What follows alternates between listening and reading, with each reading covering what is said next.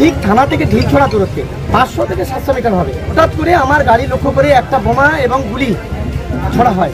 আমার গাড়িটা না লাগলেও পিছনের গাড়িতে লাগে।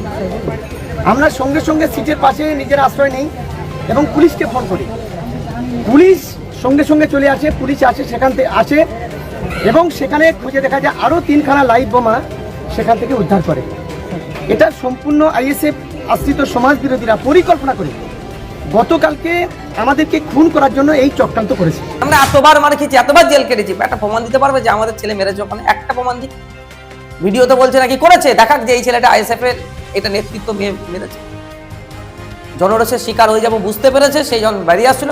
বরঞ্চ বেরিয়ে আসার সময় তার গাড়ির ধাক্কাতে বেশ কয়েকজন আহত হয়েছে, গুরুতর আহত। এবং ভোর রাতে খবর পাই যে পোলেরহাট থেকে ওই একই রাস্তায় পোলেরহাট থেকে কাশীপুরে আসতে যে ফাঁকা জায়গাটা, সেখান থেকেও পুলিশ প্রায় 7খানা বোমা উদ্ধার করেছে। নওশাদ সিদ্দিকী একজন জঙ্গি, একজন সমাজ বিরোধীদের নেতা, একজন খুনি, একেবারে পরিকল্পনা করে খুন করার জন্য এই ধরনের চক্রান্ত করেছে। আমরা তীব্র নিন্দা করছি, তীব্র ধিক্কার জানাই। ব্যাপারটা হচ্ছে, যতটুকু আমি খবর পেলাম, যে ওখানে যে বলছে যাকে আক্রমণ করেছে, যে বলছে যে তৃণমূলের নেতা, ওই জায়গায় বসে অকথ্য ভাষায় গালিগালাজ করছিল। সাধারণ মানুষজন তাকে বারণ করছিল। গালিগালাজ বন্ধ তো দূরের কথা, তার গালিগালাজ দেওয়ার পরিমাণ আরো বাড়ছিল। স্বাভাবিকভাবে যখন উনি বুঝতে পারছেন যে এবার জনরোষের শিকার হতে পারি, সেই জন্য ওখান থেকে সেই সময় গাড়ি নিয়ে পালিয়ে আসার চেষ্টা করছিল। যে গাড়ি নিয়ে পালিয়ে আসার চেষ্টা করছে, ওই সময় বরঞ্চ ওখানকার যারা নাগরিক সাধারণ মানুষ আছে তাদের উপরে এক প্রকার গাড়ি তুলে দিচ্ছিল, প্রাণে মেরে দিত। কয়েকজন আহত হয়েছে। এটা রমজান মাস, এই সময় এই ধরনের অকথ্য গালিগালাজ এইভাবে এটা কি মেনে নেওয়া যায়?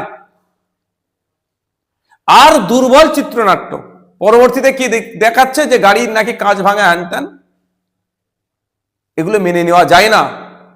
এলাকাকে অশান্তির আগুনে তোলার চেষ্টা করছে, এলাকাকে বিশ্বে তোলার চেষ্টা করছে। এই শওকত মোল্লা সাহেবের কথা শুনে মনে হয় এই এলাকাকে উত্তপ্ত করার চেষ্টা করছে। আর যেখানে হচ্ছে এই পবিত্র রমজান মাসে মানুষ তখন কেউ তারাবির মুখী হচ্ছে, কেউ ইফতার করে বাজারমুখী হয়েছে, সেই সময় এই অশান্তি পাকিয়ে তুলছে। আমি প্রশাসনকে বলবো, নিরপেক্ষতা বজায় রেখে তদন্ত হোক, এই কর্মকাণ্ড কোনোভাবে বরদাস্ত করা যাবে না। দেখুন, আইএসএফ এর কর্মী এই ধরনের নোংরামির সাথে যুক্ত ছিল না, থাকবেও না। আমরা বারবার মার খেয়েছি, আমরা হজম করেছি, আমরা বারবার একটা কথাই বলেছি, আমরা সমাজ ব্যবস্থা পরিবর্তনের জন্য রাজনীতিতে এসেছি। ক্ষমতা দখল আমাদের মুখ্য উদ্দেশ্য নয়, সেই জন্য আমরা এগুলোকে ইগনোর করেছি। আমরা এতবার মার খেয়েছি, এতবার জেল কেটেছি, একটা প্রমাণ দিতে পারবে যে আমাদের ছেলে মেরেছে? ওখানে একটা প্রমাণ দিক। ভিডিও তো বলছে নাকি করেছে, দেখাক যে এই ছেলেটা আইএসএফ এর এটা নেতৃত্ব মেরেছে। জনরোষের শিকার হয়ে যাবো বুঝতে পেরেছে, সেই জন বেরিয়ে আসছিল। বরঞ্চ বেরিয়ে আসার সময় তার গাড়ির ধাক্কাতে বেশ কয়েকজন আহত হয়েছে, গুরুতর আহত হয়েছে। এর জবাব কিন্তু প্রশাসনের মাধ্যমে আমরা নেব।